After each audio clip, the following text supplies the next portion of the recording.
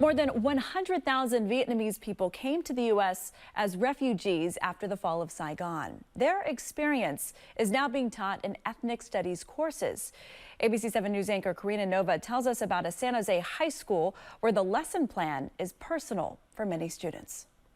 Good morning. We've been working on the Vietnamese curriculum. Let's learn about after the fall of Saigon, and I want to see if we can make some connections to our own communities. Kevin Guzman is an ethics studies teacher at San Jose's Andrew Hill High School. Today, he handed over his classroom to his students. I'm here to talk about my family's journey here and what they've overcame. I brought in some of our Vietnamese students to share the stories of their grandparents and their parents and to teach the rest of our community here. About a quarter of students at Andrew Hill are Vietnamese American, children or grandchildren of refugees who risked their lives on boats to flee Vietnam after the fall of Saigon. So this story is about my dad. Him and his siblings were part of those boat people. Isabella Pham's father left Vietnam with his younger sister and eventually made it to the U.S. Another sister was not so lucky. The boat people were often attacked by pirates, and those pirates, they got to the boat with my other aunt on it, and they took all the people on board, and they killed all those people.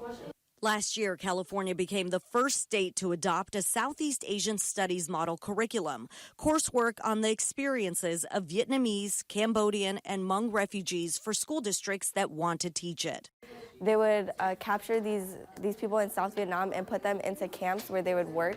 For Vietnamese American students, today's lesson became a journey into their personal history. Last night, I just learned a bunch of stuff that I didn't know before. Both my grandmothers didn't like talking about my grandfathers. And when I asked them why, they just said that, oh, it just never came up. We just don't like talking about it. The East Side Union High School District has been teaching ethnic courses for more than a decade, but starting in the 2025-26 school year, ethnic studies will become a statewide graduation requirement for incoming ninth graders. It specifically looks at the history, the culture, the experiences, the struggles of the different ethnic groups in ethnic studies. There won't be a mandatory curriculum for the course. Each school district will be able to develop its own coursework. At the crux of it is allowing our students the opportunity to learn about the communities they live in, their relatives, their friends, their grandparents, all of that, so that they can sort of understand the experience, but also learn about other cultures as well.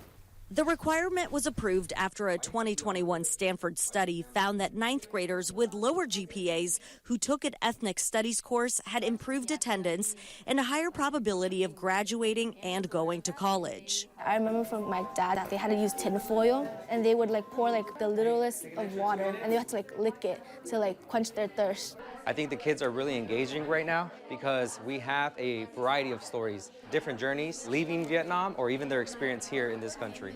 Learning from people whose story they learned from their parents who went through that trauma, it's stuff that's uncensored. Their story was being passed down, and look at how many other people now have heard this story, and we're keeping that history alive. Karina Nova, ABC 7 News.